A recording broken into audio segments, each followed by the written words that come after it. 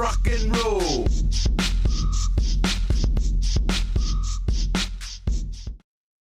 Well, hello and welcome to the Daily Atheist Morning Show. I'm your host, the amazing Super Chris. It's Friday, Sci-Fi Friday. We're going to talk about Prometheus. It's a fun little flick. Brian is here. She's going to be here. She's having computer gremlins. She's rebooting her computer, blessing it, praying over it. Jedi mind trick, that sort of thing. But we'll be back in just a minute, and we're going to do the thing at the place with the stuff for the people. Let's do the pop.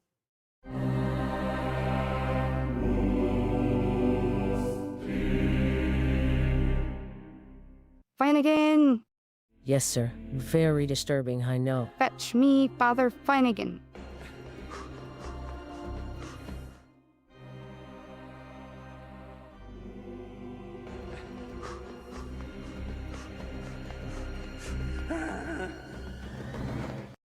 Your Hiney. You are in the presence of His Holiness, the Pupius Maximus, guardian of the sacred fire hydrant, defender of the holy tennis ball, and eater of the golden kibble, Pup Oliver Poopsalop the Fifth.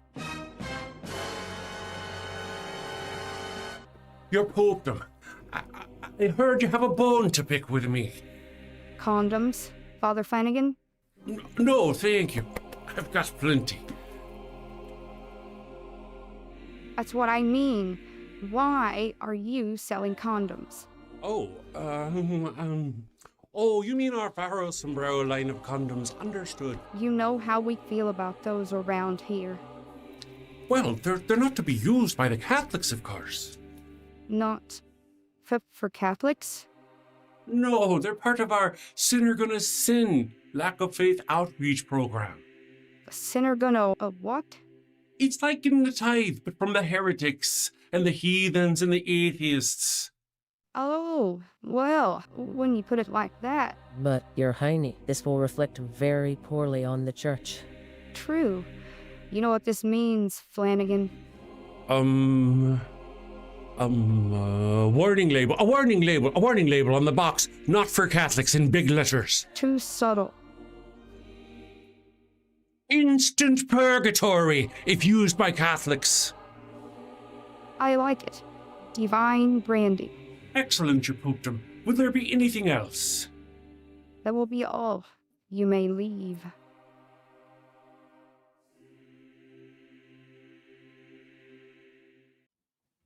And we're back. Here we are. I've got the lovely Ryan Cultastic hiding out there in the back. Good morning. Good morning. How are you doing today?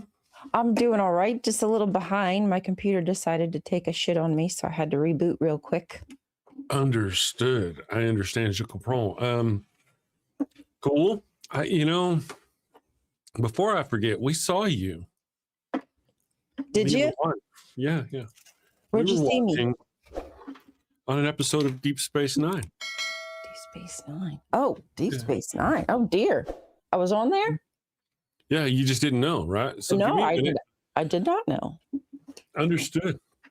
Let me go.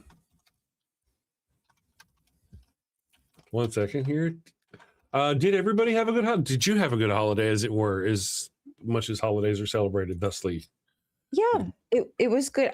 We streamed yesterday, Java and Jugs in the morning, and then we passed it over to Ember as per usual. But I was basically listening to Ember as I was cleaning the house. That's what I was doing, is listening to like Maya and Ember and trying to type in and be with the chat as much as I could. But yeah, but when the kids came over, we had a great time. Pickles got to see your brothers. They came up and everything went really, really well. Yeah. That is awesome. I'm glad to hear that. We had a good time. We had good food. There was food. Oh my goodness, there was food. So good. It was tasty and delicious.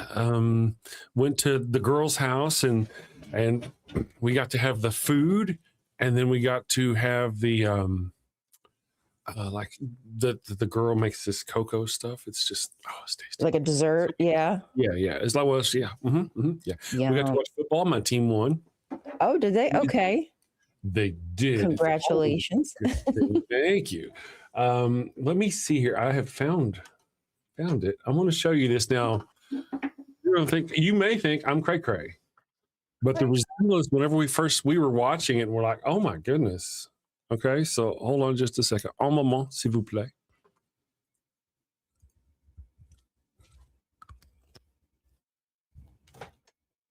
Make that bigger. Oh, I can see that. Yeah. It was really, really, we saw it as we were watching her go along, and I was like, wow, I could see you cosplaying as this. Yeah. Even the little butt chin, hers is a little more pronounced. I wish I had a butt chin like hers.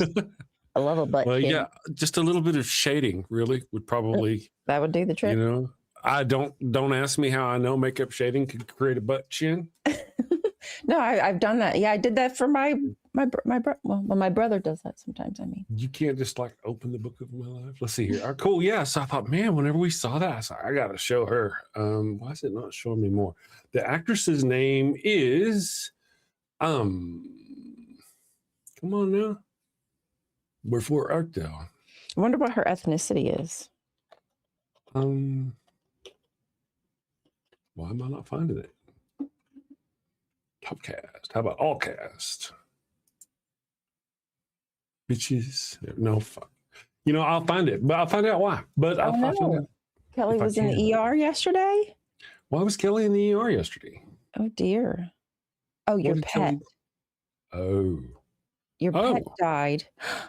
And then you went to the ER? Oh my gosh, Kelly. That sounds like a nightmare. Oh goodness. Yep. I'm sorry.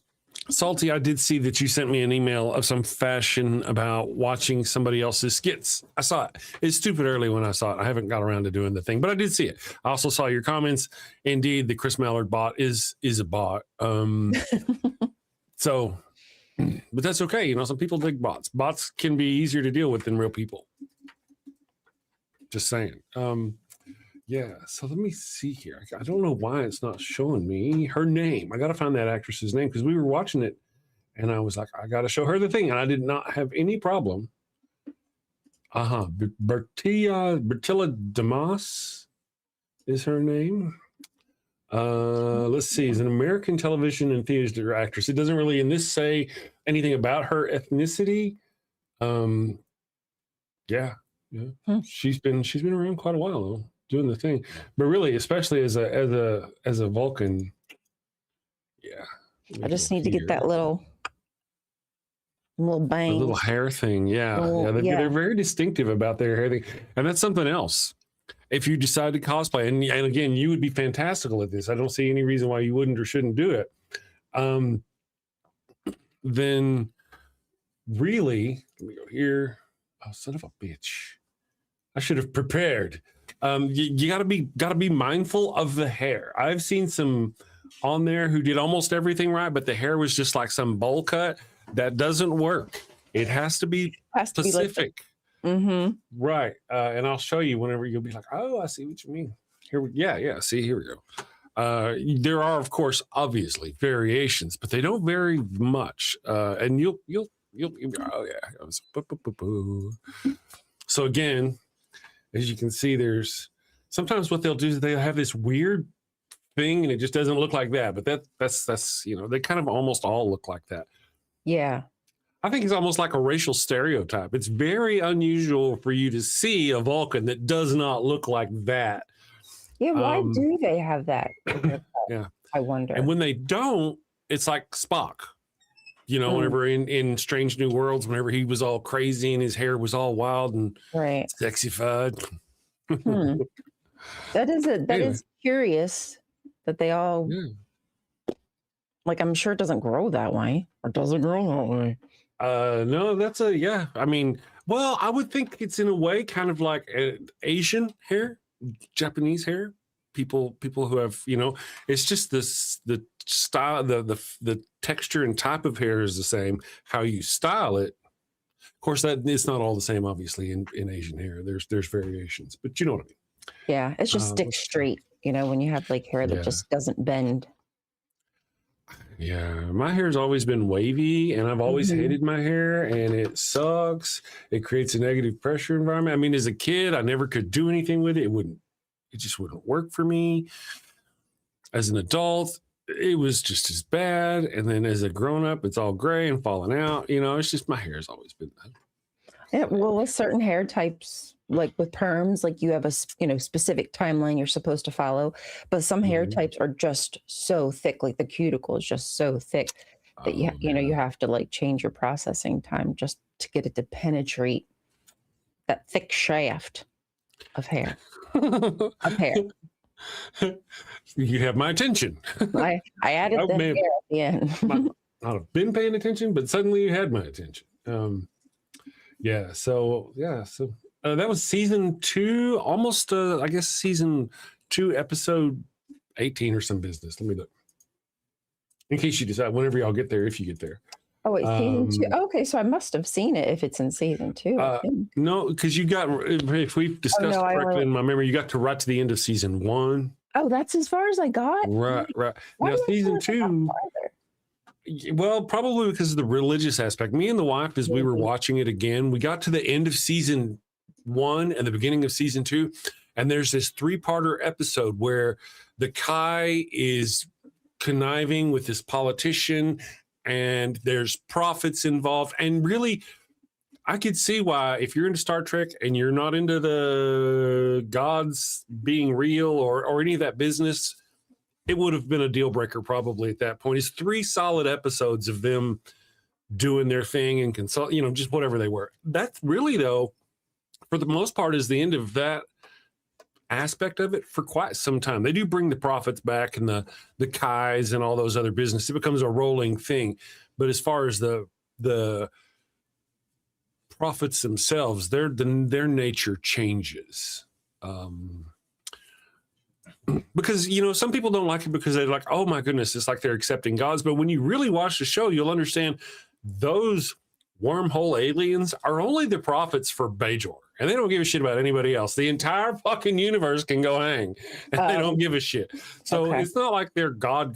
They're just, they're God. Aliens that live in a wormhole that happen to like the Bajorans because apparently somewhere they came from Bajor or some shit.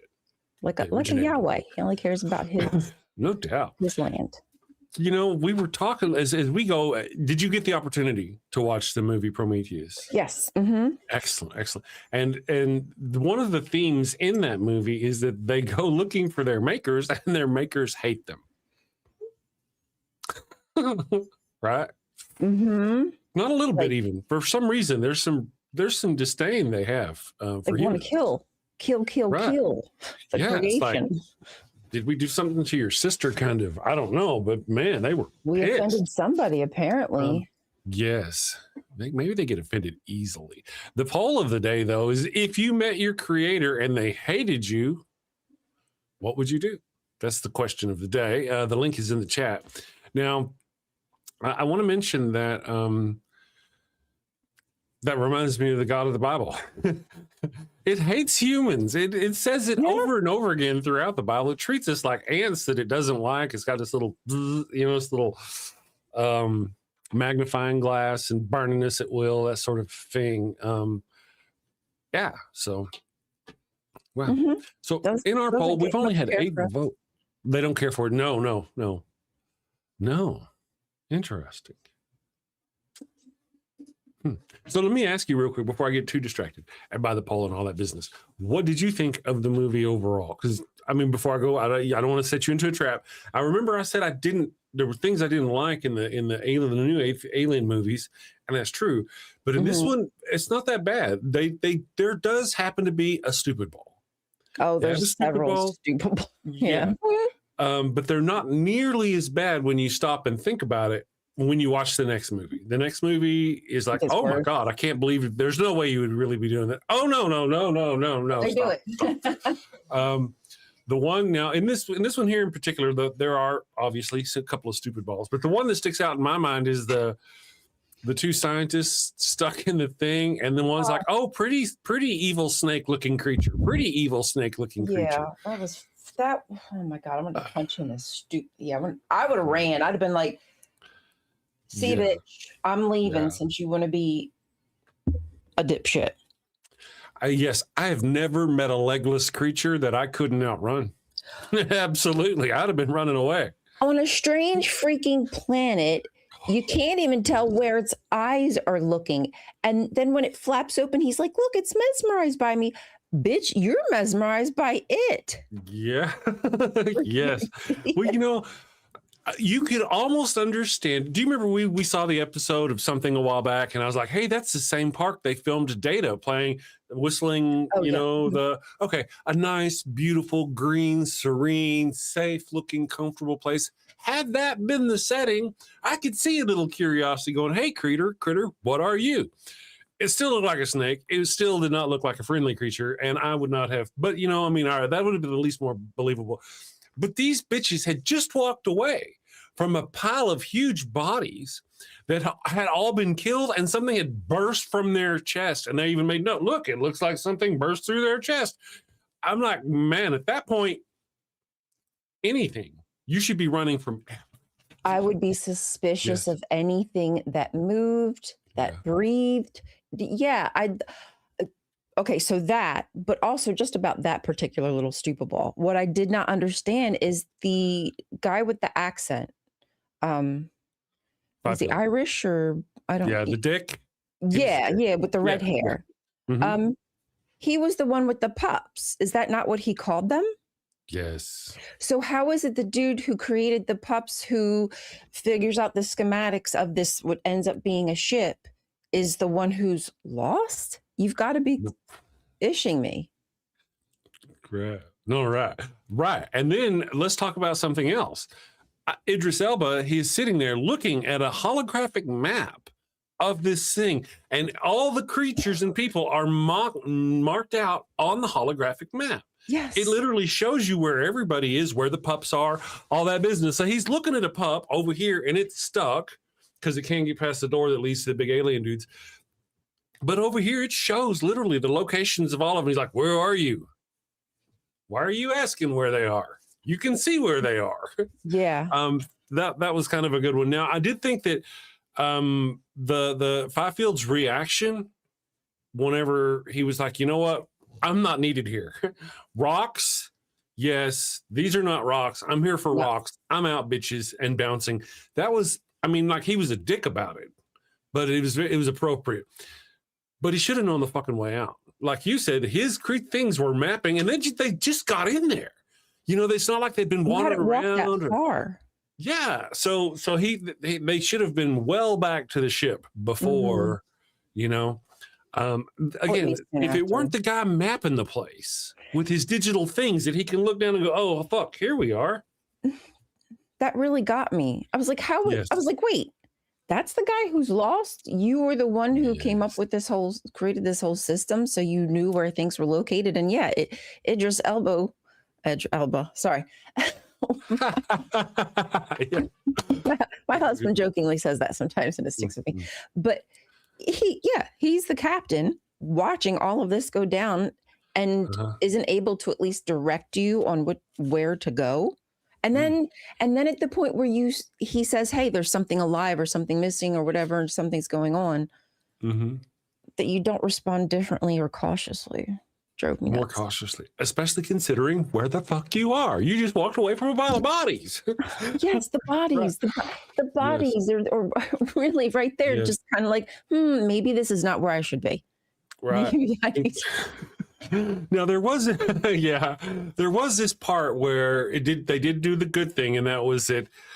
I enjoyed the scene where Charlize Theron's character and his character kind of hook up. I thought that was a good scene where they, it kind of made sense out there. Oh yes, I did enjoy. I thought that was funny because I kind of, I forgot a lot about the movie. Yeah. Right, and see that explains why he didn't see them get killed by the creatures, because he was off knocking boots with the chick. That's why he didn't actually get to see that. But that was a lot of indeed stupid ball. Yeah, because I remember the guy was like kind of repeating back allegedly like what they're seeing, that they're seeing Mhm. this, something moving or whatever. Uh-huh. And then homeboy F's off. Like, oh my gosh, what an opportune time to walk away from people Have who you are not seen stranded. Charlize Theron though? I mean, I'd have been like, bitches, you're on your Yeah, own. I mean, that was like a once in a lifetime, True once enough. in a planet kind of thing. True enough. Yeah. And to be, Opportunity. you're right. He should have been watching the pyramid map thing when they left the group, obviously, and seen that they were going the wrong way and told them, hey, you're going the wrong way. You should come this way if you're leaving. Because they had no desire to stay there. I mean, actually, like first, the pup should have been the first thing they put into that.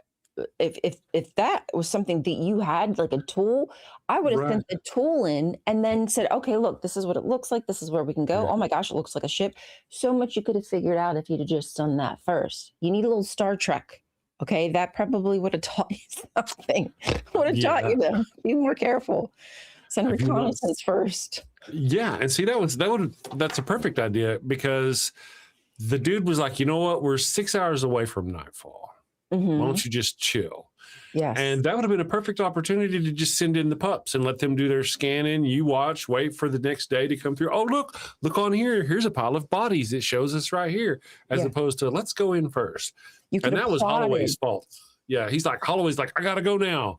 Really, dude? Right now. Mhm. And then Oh. the whole I don't know, I guess enemy, whatever, between that doctor guy or whatever he was and the android. Or Mhm. what are we calling him? What is he? David?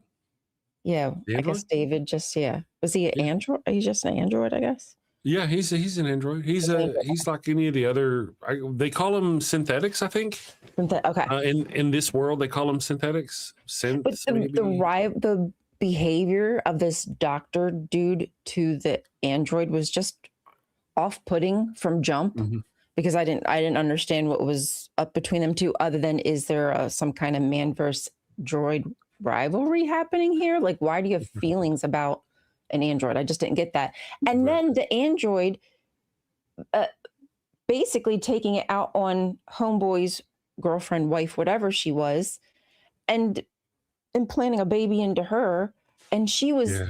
nothing but kind Yeah. to the android and compassionate, and would say like, hey, don't talk to him like that. Yes. The only thing I can say in his defense is that he didn't necessarily know that they were going to have sex and infect the lady, but it's like once he knew, he was on board. He's like, oh yeah, and he was quite like, don't worry, no, this is normal for this kind of weird pregnancy. She's like, what the fuck? Normal for what? Because he knew. Yeah, he was Mhm. definitely, it was a happy coincidence for him, I'm sure. But you're right. She was nice to him at every turn, I think, until, of course, she found out he was a bad guy. And even then, she was nice to him. Whenever at the end of the movie, whenever she's bagging up his head, she's zipping him up and she's like, I'm sorry. And Yeah. she zips him up and he's like, that's okay. Now, I really would have enjoyed it had they let her live. But somewhere between here and the next movie, she dies and he uses her body to experiment on and create stuff. I don't know necessarily. I don't remember if he killed her. Oh shit, really? So he F's her yeah. again, basically? Yeah, not in a good way. Damn.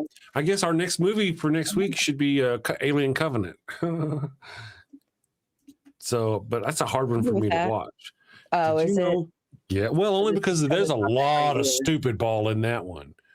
There's like, oh my goodness, I can't. Not only are you stupid for doing that, but it's stupid how fast it all happens. When you watch, like even on this alien here in this movie here, whenever you watch the engineer who has the creature inside of it, and it splits open at the end, and you see this like horn, this head start to come out of the thing. Mhm. The only way the rest of that creature could be there is if the floor were cut out beneath the alien. Yeah. Yeah, because you just couldn't. It was like one of those magician's boxes because it was like the little engineer's stomach is about this wide, and the head comes out and it's like. And I'm like, yeah, and there's a whole body still to come. The only way they got past that was by having it lay over. Yeah, I come out guess. the rest of the way. And that, I thought, okay, that hid the Like, part of yeah, the and it wasn't outside. like a full grown. It looked like it was still kind of like Yeah. babyish, if that's what you'd call a baby. Yeah. But I remember before we watched the movie, you were saying something about the creature when she extracted it out of her body with that machine, which was really cool. Like, I enjoyed that scene. That was cool. That was cool. Yeah.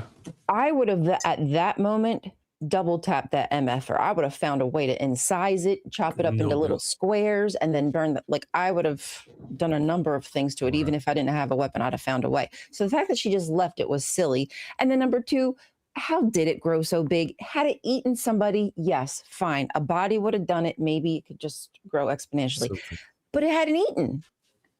There was nothing. Nothing There for was it. nothing in that room. It was locked in a room, and it wasn't like it came out the size of a xenomorph. No, this bitch went from like this big to something the size of an oak tree. You know, it was huge. So they grabbed that engineer. That was a good scene. Had that happened a week or two later, and that creature been in there eating cattle or something that they'd been using to lie. You know, I don't know. But this notion that they can just grow so fast, and when you think about it, all right, let's pause for moment.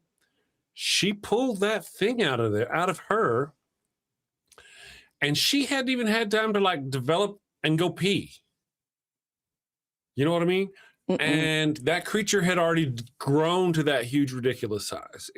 By the time that she went from there and came back, those are the problems I really have with this new Alien universe. The original didn't do that. They gave them time to develop, even if they didn't necessarily show you what the original Alien ate. The little creature left off the table and it went away and it turned into something else. It could have gotten into their food stores. It could have gotten into their waste reclamation and gotten the proteins out of there. Somehow it grew, but it took it a while to do it. It wasn't like the next hour to become a fully grown xenomorph. I agree.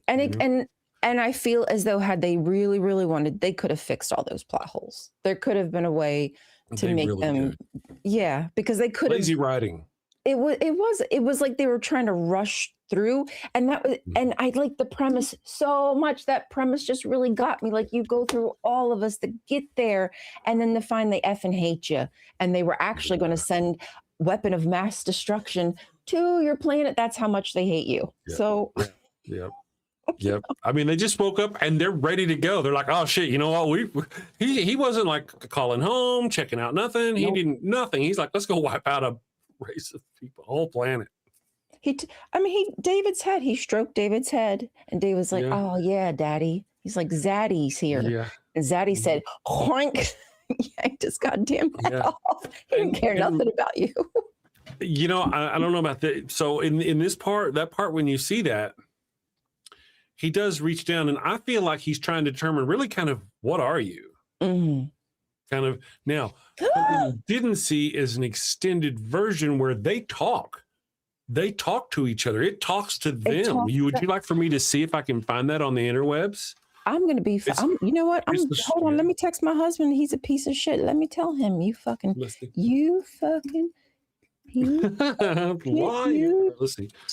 You didn't download the extended version of the movie Prometheus. There we go. I'm so disappointed now. I think I may have seen that version at some point, but of course I wouldn't remember. Okay, I think I found the one we want to watch here. Okay, let's go here. And it's only a minute long. There may be longer versions. I don't know. Let's start with this one, though, because I think the longer versions really have people explaining this. So this is what we want to see. Let's go here. Boom, ba, dum, ba, dum, ba, dum, boom, oompa, loompa. All right, here we go. So here we go. Let's see what happens here. I'm going to pull all this together. Speak to him, David. Tell him we're game, like he asked. Prachtig staat jasend. Ja, de verstaat dat we kredasten. Paavule teema. Paarduntonai. Ja, has to know why you're here. David, continue. Tell him why I came. Idag manamai. Jag mortu steda. Uiva. On itam så stater kreda. Varnonem idemadium cactaricaste. What did he say? What did he say? I told him you wanted to live forever. Yeah, that's why.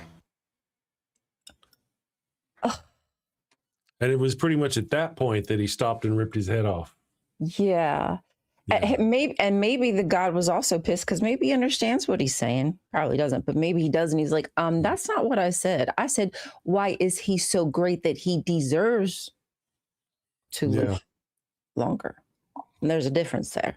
Just saying. Yeah, there was. But one of the kinds that gets me is that was a minute. It was only a minute. And if they had left that in the movie, that would have done so much to explain what the fuck was going on. Yeah, why David wasted, they went through all the Chekhov's gun, if you will, of showing us David learning these languages and speaking these languages and all that business. Right. Yeah, only to have him say one line to the creature and then it pulls his head off. I hadn't thought about that. Yeah. But while they're in there, sleeping for 2 years or whatever, that's what he's doing is watching movies, educating himself, learning languages, all of that, just to have him say one line and no response from Prometheus, whatever. I don't know if they called that Prometheus, whatever, but you know what I'm like, huh? Yeah, what a waste. What a waste. And just one line, that was like a minute. It wouldn't have changed anything, but just made us understand a little bit. That would have been so cool. Let me check in with our chat real quick because I have been negligent today. Bree is here. Good morning, Bree. Trip. Hello, Trip. Kelly Laughlin is here. He's going to lie down. Kelly, man, I hope you get to feeling better. I'm sorry about your pet. I know. Yes. If you're feeling better next Tuesday, you should join us if you're feeling better. Okay. Dr. Ben is here. Dr. Ben, I'm sorry I missed your thing yesterday. I was doing stuff. Was it yesterday or the day before? I think it was the day before. I'm sorry. I mean, you had a thing going on the day before yesterday around 3:00, but I had, it was that kind of day and we were doing stuff. But anyway, I appreciate your invite. And it did make my note. I did note, oh man, I'm missing that thing with Dr. Ben. So anyway, good morning. Atheist approves Matthew. I hope you're doing okay. I hope you've sought therapy. Hope everything's going on okay in your world. Chris George is here doing lots of many words. I've noticed many words coming from Chris George.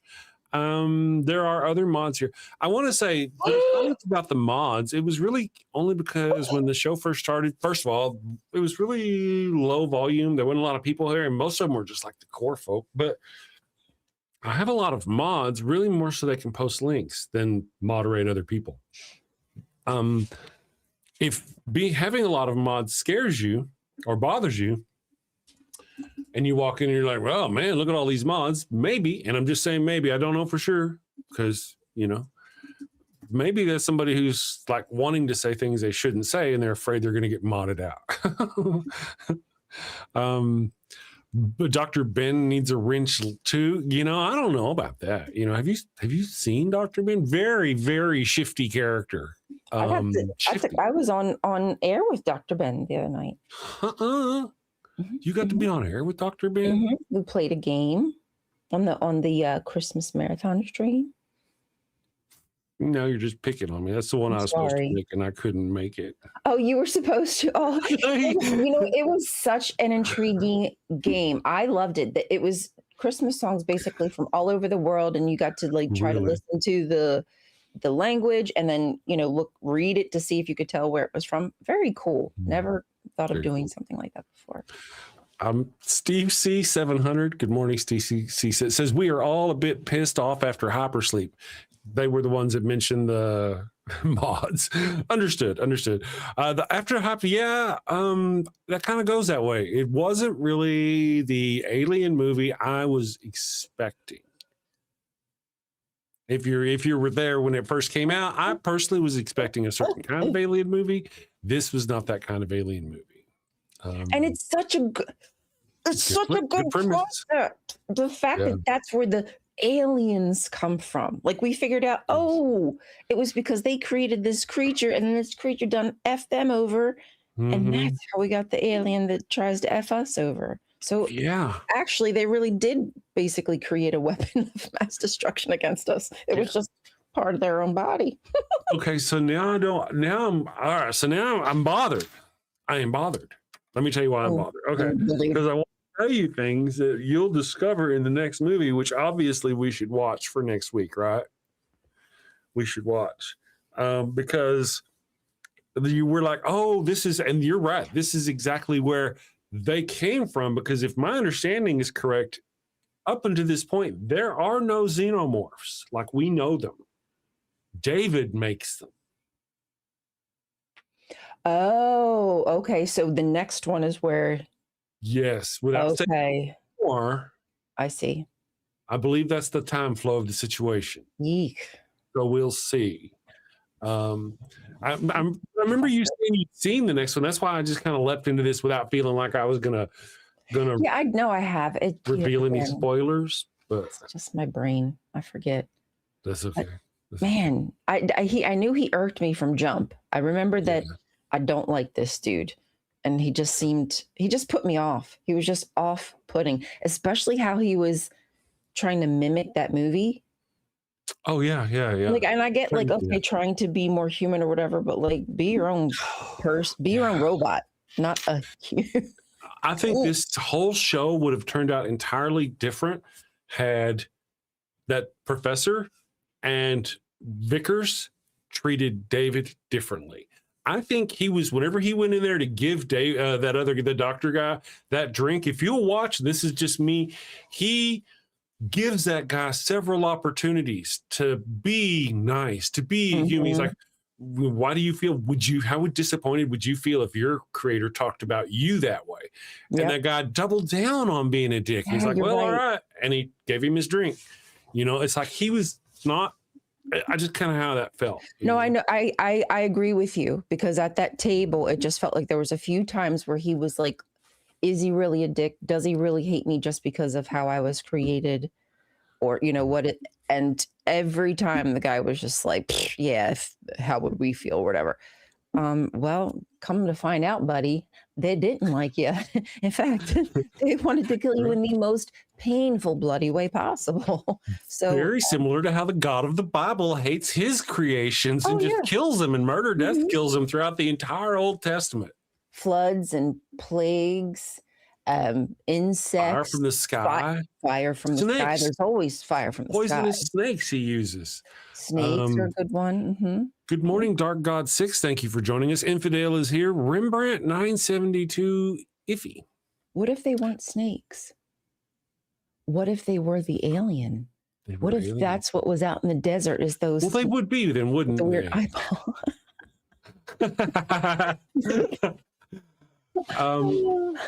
So let me just catch up. I just want to see real quick. We do have a couple of new faces in the chat. I'm trying to figure out friend or foe, if you know what I mean.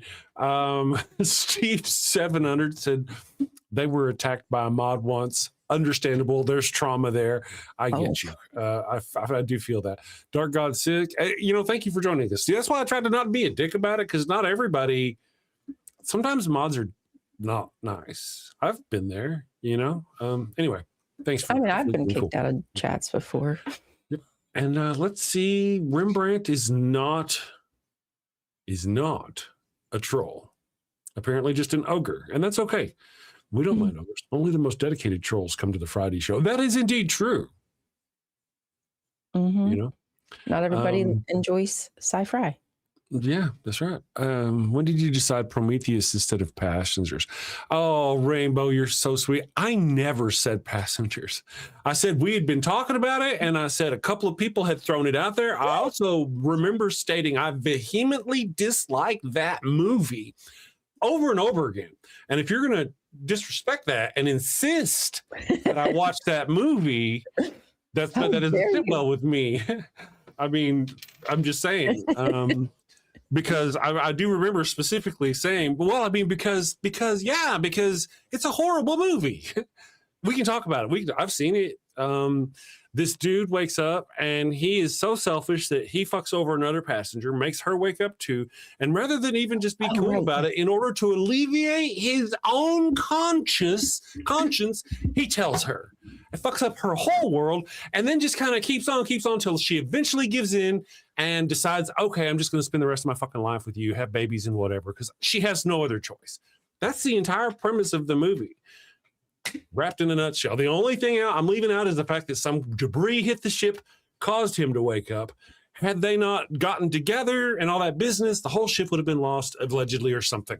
So there's some way to justify his shit way of doing things. But that's the whole movie. I mean, I love me some Rainbow. Somebody else up, possibly, that maybe would be more apt for the situation. I don't know who was all on the crew. You know, it could have been. Yeah. Maybe it worked out because of, you know, what the situation the ship was in, but it could have worked out with somebody else as well. Oh, yeah. Well, I just remember now. Let's see. Rainbow says, can someone give me the plot of the movie we were supposed to watch? I didn't watch the movie this week. I thought it was Passengers. Oh, Man, sorry, I just Rainbow. don't realize how you missed my reaction when you suggested Passengers. And how we talked about we were going to do Prometheus because it was a Christmas movie. You may not have been here. Oh, yeah, the Christmas tree. The Christmas tree. The Christmas tree. He did set up a Christmas tree on the pool table. Yes. So have you not, if you haven't seen Prometheus, we're talking about Alien Prometheus. Yeah, I mean, can someone, now I would like to know though, what is it about? Because you saw my reaction to Passengers the first time.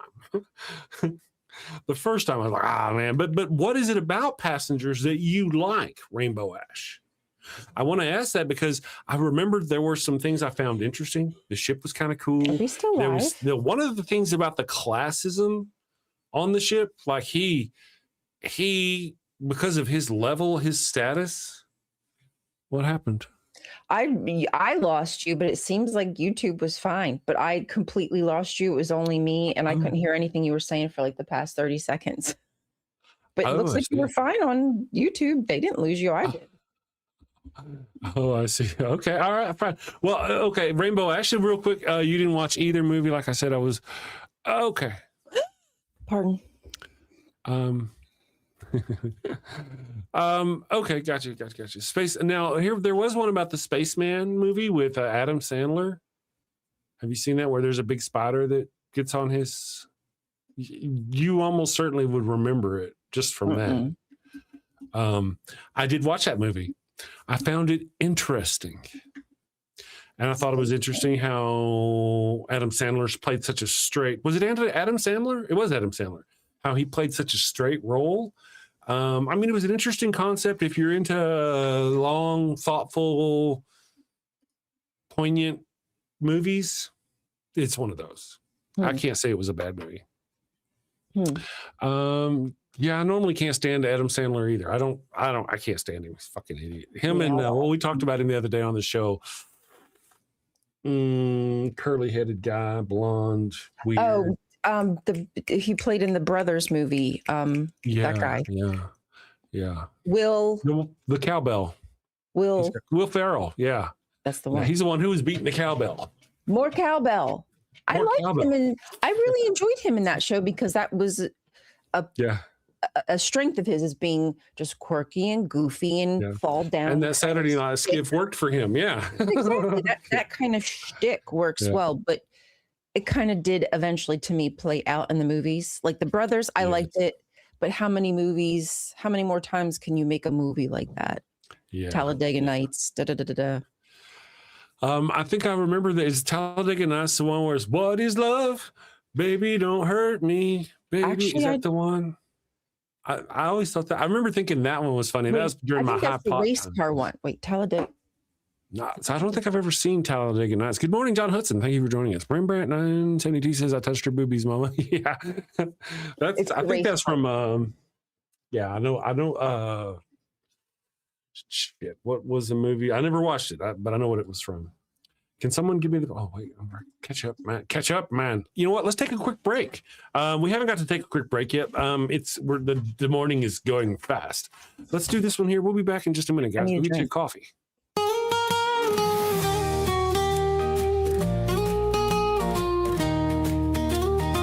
Mi burrito es tan bueno. It burns when I pee. Abraham had the crotch cooties and gave his sister wife to me. El ataco fue no bueno. It stings like a bee. They told me she was his sister. Now I'm plagued between the knees. I've got the Pharaoh's curse, a case of penile plague. I've got the Pharaoh's curse. There's fire between my legs. Mi burrito está no bueno. A full bladder I fear. Abraham's lies and Sarai's touch have left me itching front to rear. Mi burrito está bueno. It burns when I pee. Abraham had the crotch cooties and gave his sister wife to me. I've got the Pharaoh's curse, a case of penile plague. I've got the Pharaoh's curse, there's fire between my legs.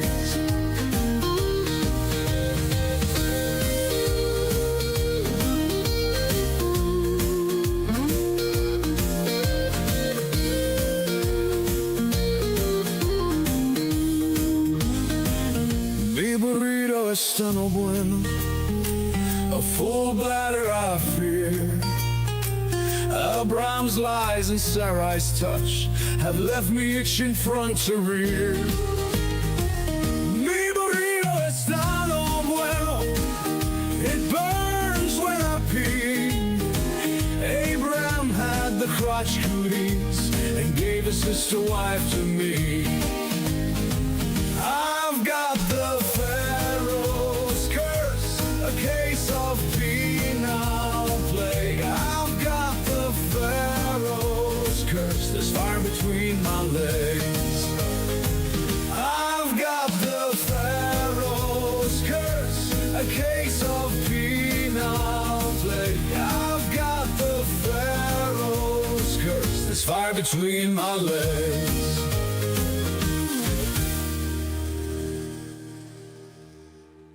And here we are. Rembrandt says, amazing how a movie with Bob Newhart and it could suck, but true. Which movie was that? I like me some Bob Newhart. It was, wow. Good morning, Dave Pools 007. Let's see. Good morning. You love every Sadler and Farrell movie. You know, John, I can buy that with your humor that you've abused our show. I mean, victimized our visited upon our show. I get that. That makes sense. I mean, I enjoy that from time to time too. Mm-hmm. I just sometimes I kind of starting to feel like it's the same people doing the same stuff. Like nobody else gets an opportunity to spread their wings. That's true. I feel that way too.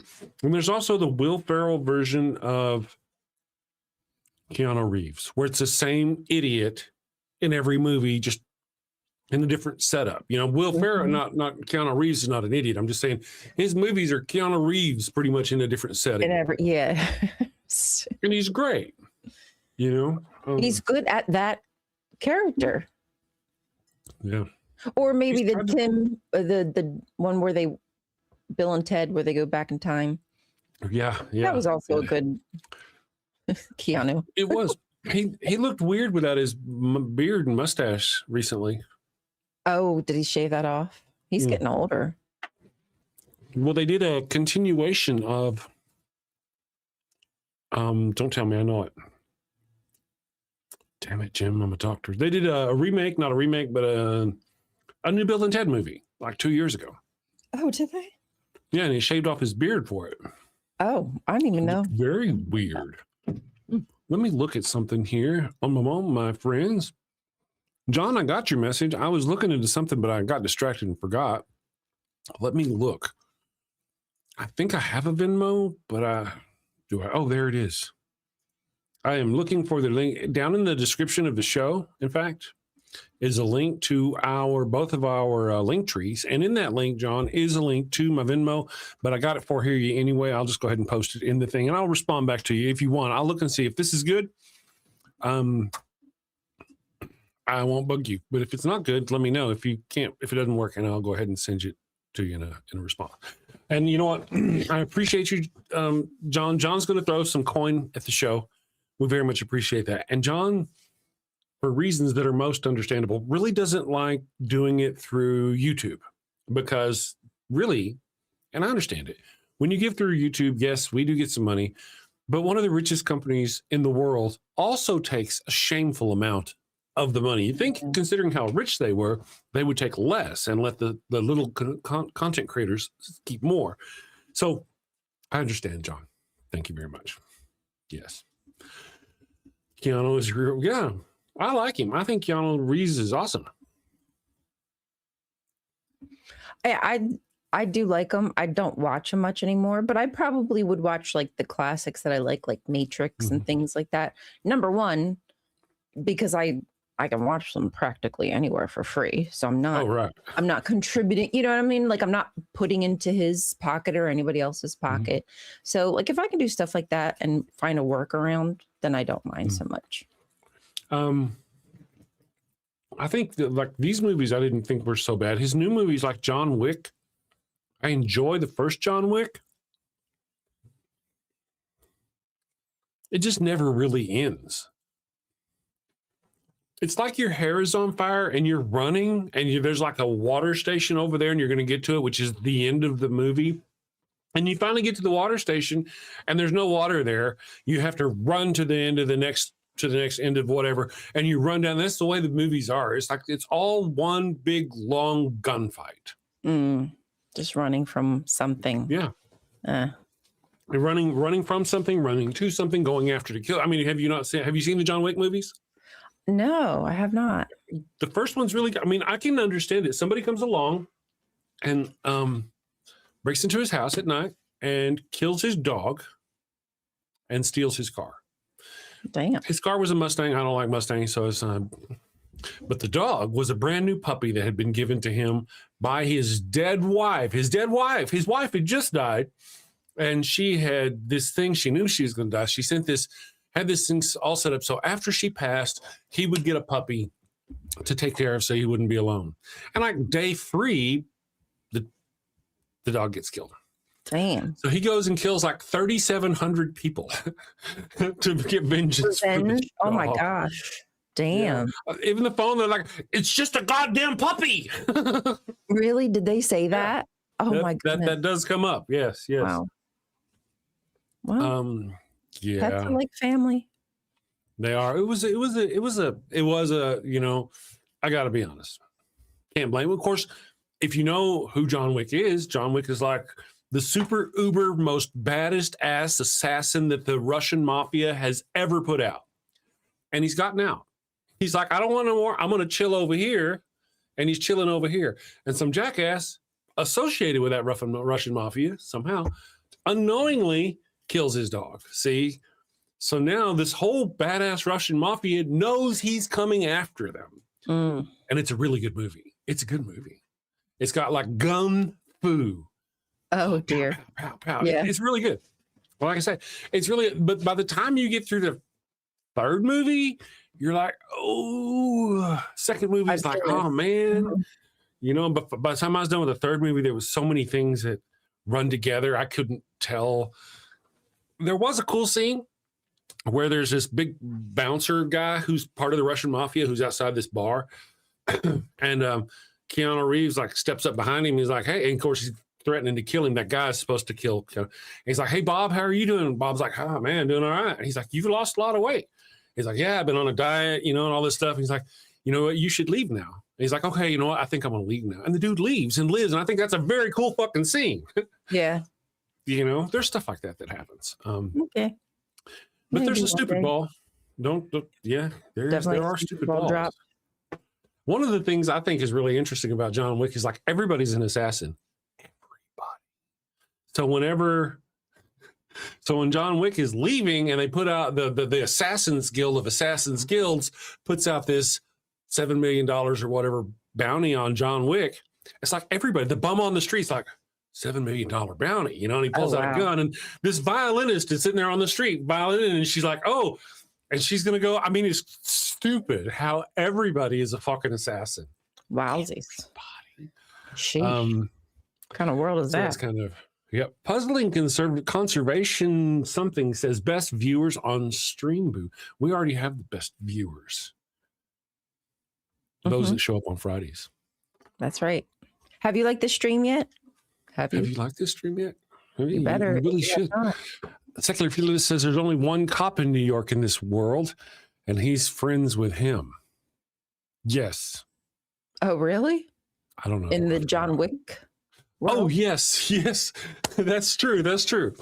Whenever John Wick is at his house, a whole bunch of assassins come to kill him, and the neighborhood police officer stops by and is like, hi, John. And John's like, hi. And he looks and he's like, sees all the bodies, like, everything okay? And John's like, everything's okay. He's like, okay, I'll get on. And he goes on. There are cool aspects of the movie. Whenever they kill his fucking dog and he takes off his shirt and he's like, because he gets all bloodied up, right? You'll just have to see. He goes showers and then he digs up his old weapons. Good scene. There's good shit going on there. Yeah, because he had a change of heart, but he wasn't stupid. So he kept his weapons. He just, that sort of thing. Who are we banning? Who did we ban, Rainbow? You banned somebody? Oh, poor Oh, Rainbow popped over to our Twitch. Thank you for monitoring our Twitch. Twitch. That's where the people who are always wanting to sell us the best viewers are coming from Twitch for some reason. And, I don't get that. If they're not real people, what does it matter? It fracking messes up your algo. If anything. It really do. It really does. Okay, so we will continue briefly, of course, talking. Well, I'm going to go to commercial here in just a second. We will continue talking about Prometheus and its follow-up movie. We really now that we've watched Prometheus, we kind of got to watch Alien Covenant next to kind of round it all out. Yeah, if it's kind of like a continuation. Yeah, it kind of is. It really is. So we really ought to watch that for next week. However, my friends, I have been working on it. I am working on a voting situation to where I'll give you a link, the first 5 people to go to that link and vote for a valid movie. Okay, and I say valid because I'm actually going to hook up in the back-end API to IMDb, and when you get there and you suggest like the Shawshank Redemption, it's actually going to go look and say, is there really a Shawshank Redemption? And if it's a valid movie, it will then add it to the list. Once we have 5 valid movies added to the list, anybody who hits that page after that will find a poll where they can choose which of those 5 movies they want. Okay, so that's how I'm going to work it up. The way I'm going to have it is where every Tuesday the poll starts. Okay.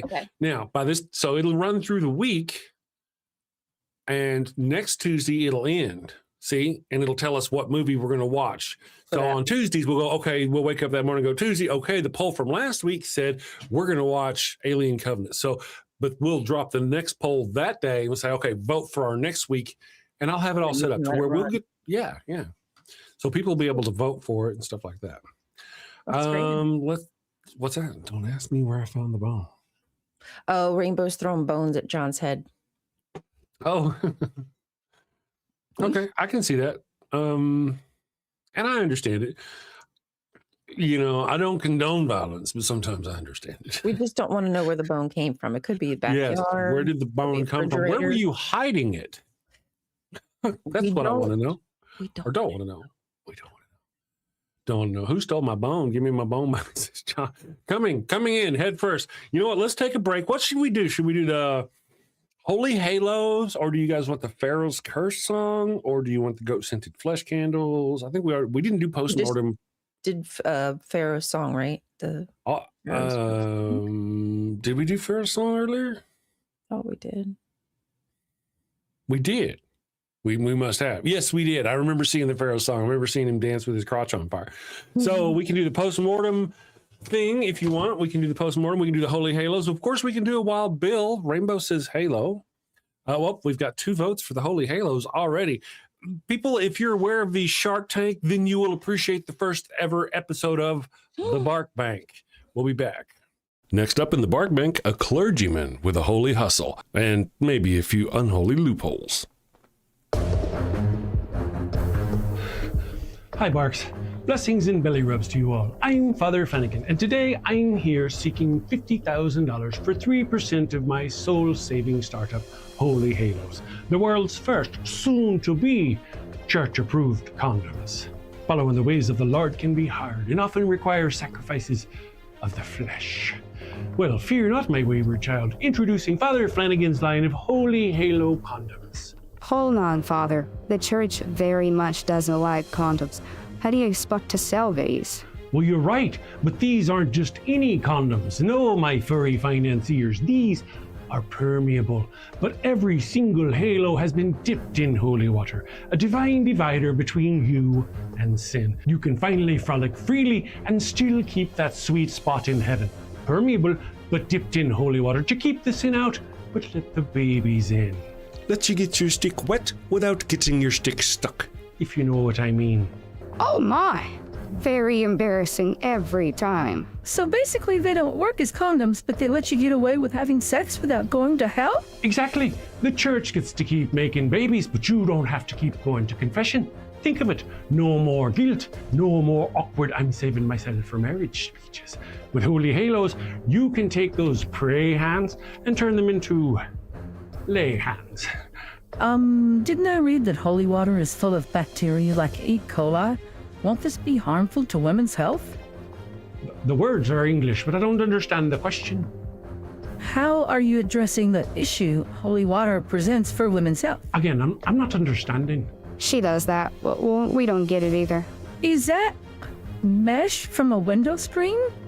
Ah, that's a keen eye you have there, young lass. Yes. Another fine selling point, rough on the outside to increase her shame, as it should be, but soft and smooth on the inside, internally lubed and ribbed for his pleasure. We even have custom scents. Scents? Now you have my attention. What flavors we talking? Don't pitch me that vanilla missionary nonsense, Padre. Well, we do have virgin vanilla, but we also have miracle mint and cooing camel, and my personal favorite, sweat of the Savior. And the Vatican, they've blessed this endeavor? Well, not exactly. I'm still waiting on the papal decree one way or the other. I love it, but you're asking 50 grand for only 3%. That's rough, Father, real rough. Not running with the big dogs on this one. I'm gonna stay on the porch. Me too. Good luck, Father. 15%. Ouch, 15%, that's highway robbery even for the church. Come on, Father. We're dogs. We know a bone when we see one. 10%, and we'll even bless your branding. Look, meet me in the middle, 7%, and I'll baptize all your puppies. 7% works for me. Father Flanagan, it looks like we Wait a second. Our producers say we have a special call-in bidder. Let's get him up on the screen. Folks, we have the guardian of the sacred fire hydrant himself. Oh no. Defender of the holy tennis ball and eater of the golden kibble, Pup Oliver Poops a Lot the Fifth.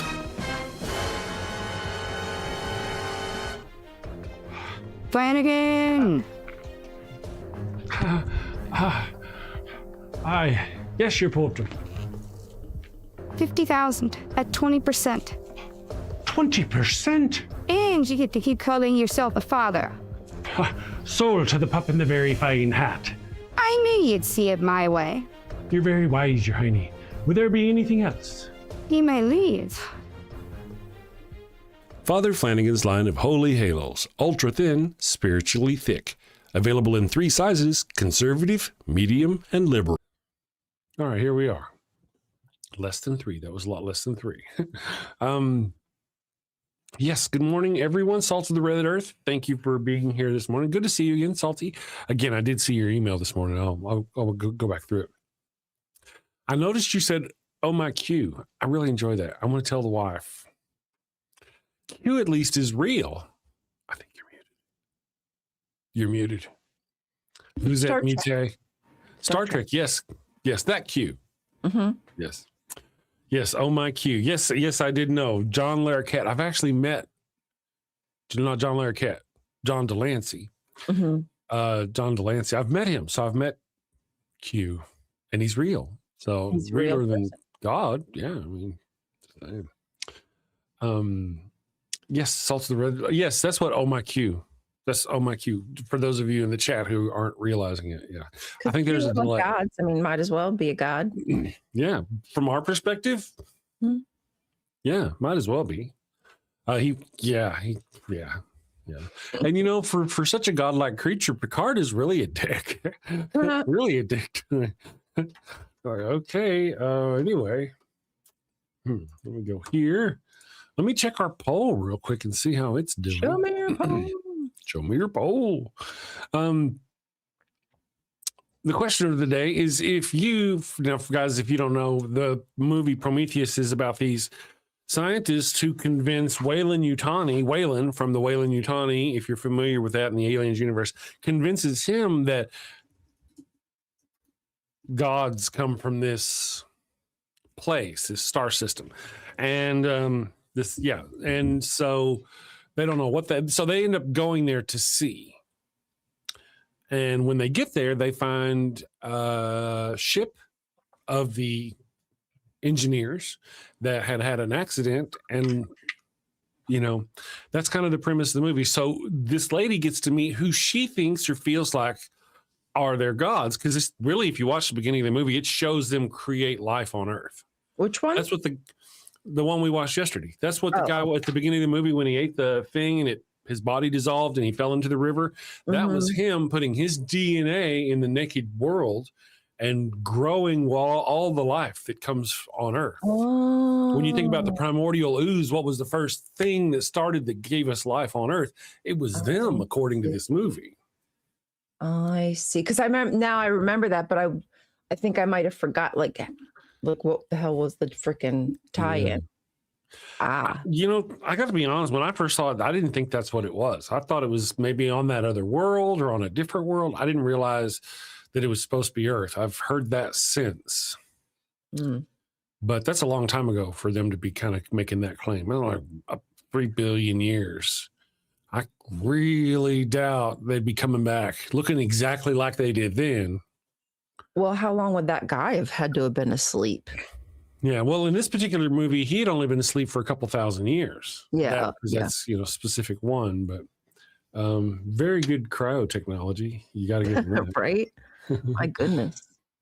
Yeah, I don't know what happened to all the red. Well, I guess the other ones on the ship weren't protected, and the evil goo got them. So, guess so. Yeah. They should have gotten the other chambers. It looked like there was like 4 of them all together or something in that one. You know, this movie could have played out over a much longer time span.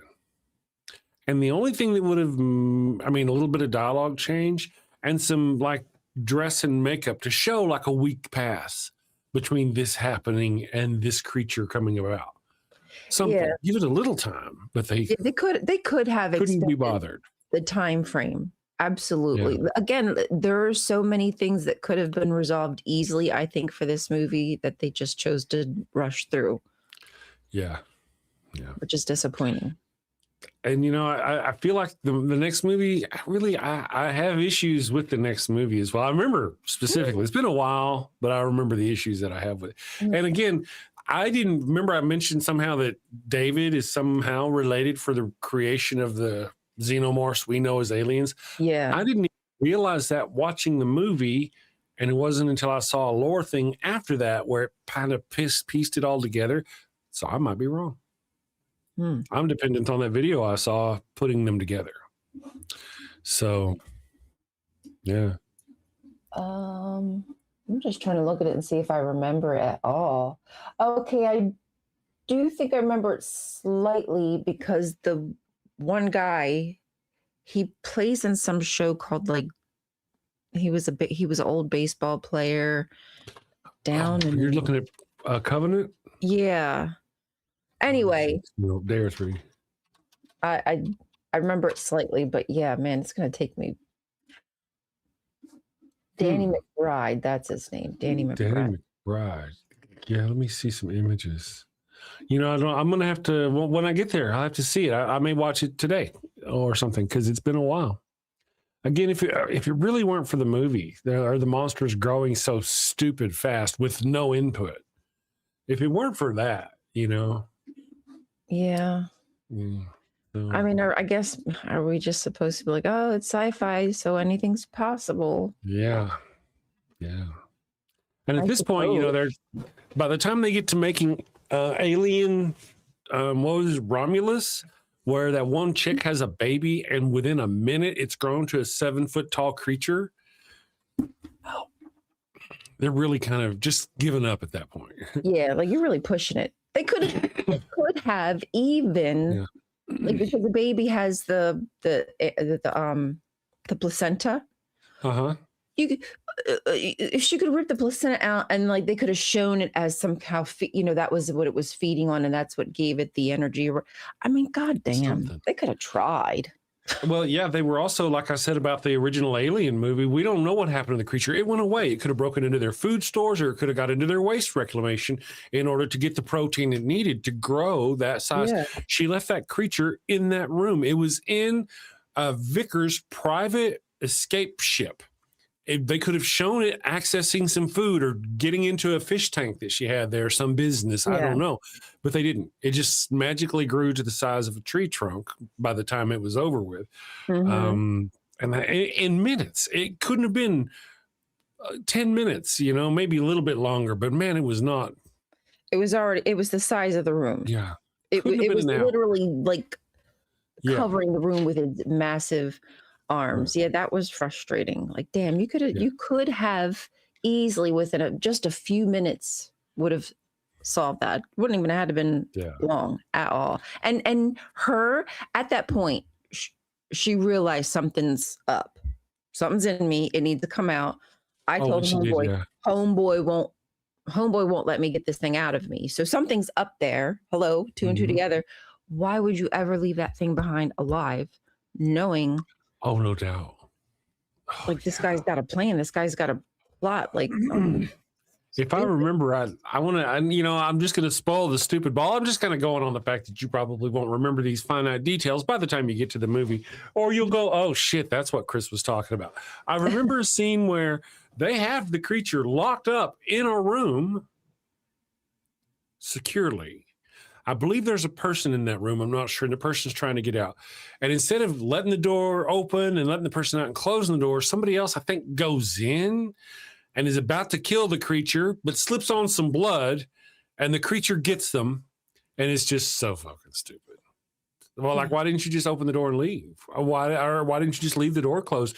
Or there's so many things they could have done. Staying outside and using the flamethrower would have been more appropriate. So many things other than walking in there and walking through a pool of blood you can clearly see. Just.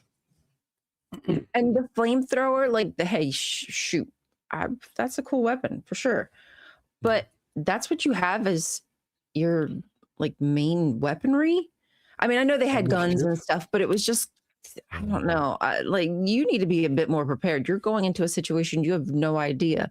I mean, you have all kinds of powerful weapons when it comes to humans, and you know what we're capable of. And now you're on like different planets up against aliens that, you know, you're only assuming that might like you because they created you, you know, and then we find out that might have just been happenstance from, you know, I didn't realize that guy drinking that thing, that could have just been happenstance. That's just so silly to take a flamethrower as it, you know, as like a main. No. Oh yeah. Well, no. I have to say, I agree with you. They could have used put up a little effort, right? In the particular C4, like SG1, they always got C4 lane. They always have C4. Well, one of the things is that whenever you think about, let's reverse this and go, okay, this is who we have coming to get into this ship. Okay. Right. What would be the only weapon that she could come out of there and use that would kill him to the point where nothing that's in him would live and infect anybody else, and also keep her from actually staying with him. If they'd have shot him a couple of times, he'd have laid there, blood out, you know, it'd just been a whole different. So if you work it back from that point, it applies that, oh, hey, okay, let's go ahead and let her have a flamethrower. And I think that's kind of how they worked it back to where they got the flamethrower. Other than that, it really doesn't, like you say, make sense at all to have one. It was appropriate for that thing that they used it for that creature. Yeah. And I could see, like, you're right. Like, if they're something's infected or, you know, burn it. Right. Yeah. That might make sense. But yeah, again, that was like the only situation that really even worked. You don't even know if fire would burn inside of that place. True enough. True enough. Well, something I didn't think about till now is that, you know, because my brain was, they surely had other kinds of weapons. And I'm sure they probably did. But if you remember, there was a point where one of the guys wanted to take a weapon. Yeah. He's like, and which weapon was he taking? I think he was taking the flamethrower. That's literally the one he was going to take anyway. He was going to take the flamethrower. Like, that was their default weapon on that. And I think now we know how they got to that point. But that appeared to be their default weapon. The Space Marines went in with machine guns. and then when the redhead came back as infected, whatever, being controlled by this, all screwed up, he was obviously like on crack because they couldn't stop him. They were shooting him. They were doing everything to him. And I think it was, you know, like you said, I think the flamethrower or whatever took him out. But like, my goodness, if the guns aren't doing it, like, you're just not doing enough, man. You're walking into this blind. Well, he was on fire. I think they'd used the flamethrower. And if I remember right, they pinned him under the truck wheels. That's right. They ran him over and he was on fire. That's how they finally got him to stop. On fire and getting run over to finally take that connector out. Before that, he was an undead superhero. He was like an undead Steve Rogers. He jumped around. He could fly. He'd smack somebody and they would whole bodily go flying.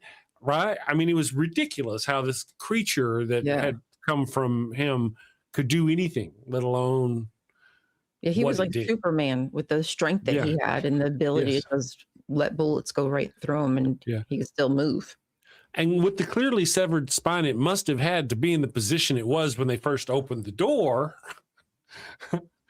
you know, because it was all fucked up with its head down between its feet. Yeah. And its feet up, legs up like this. Why did you go walking up to it? No doubt, right. I mean, at least pause and look at it. Observe. Why can you not observe for a little bit before you just go walking up to something? And then when it stands up, you're still standing there looking at it. Oh, God. Run away, my friend. Run away. Yes, I've been screaming like a little bitch. Shoot it. Right. And they were. And shooting it wasn't, the bullets weren't really, they weren't doing anything. Yeah. The flamethrower was a little giving it some pause, but slowed it down a little bit. As we mentioned, flamethrower is the only really appropriate weapon for. It's kind of funny that they would have one. If anybody out there has seen a real flamethrower, those things are fucked up. They will squirt gas a very long way. They will send, and it's not. It doesn't need air. It's a liquid, like a paste, like a jelly. The fluid that's in it's like a napalmish jelly that's in these flamethrowers, in real flamethrowers. It's a jelly, and they ignite that jelly as it comes out of the thing. So it doesn't matter if there's oxygen over there really, because it comes with its own ignition source and all that business in the gel. So the gel is like liquid hot burning gel by the time. Yeah. So if you get some of it on you, it's not just, it doesn't come off. Okay. You know, I mean, so this is a cool weapon in that instance that you could, you know, use it in a situation where, you know, if there was not air or whatever, you know, will it burn here or whatever. Right. I still think they need more. Yes, they do. Agreed. No, I agree with you. I agree. I just think it was kind of silly how they obviously must have gotten to the most appropriate weapon. Whenever it was the aliens, it was an appropriate weapon, you know, the machine guns. But in this case here, it's like you were saying, how did they know that was what they were going to need? I'm like, well, fuck. I guess they show us. Why was that what he grabbed? You know, just all things to grab as a weapon. I mean, I do, like, I play zombie games, so, like, you know, you get weapons like flamethrowers or saws, Right. but chainsaws. But Yeah. if I were going onto another planet, I'd either want a zat, like I'd need myself a zat of some That'd sort, be good. or Yeah. staff weapon, choo choo choo, and then I can also hit with it and twirl around like a little baton. But I'm definitely wanting like a high powered, Right. a stream of something coming out of that thing. That's right. And, as we mentioned, it was appropriate for her to bring that kind of weapon to that kind of guy who was coming up to her ship because he was so infected. Rainbow, we already determined what movie. You weren't listening again. We already determined what movie.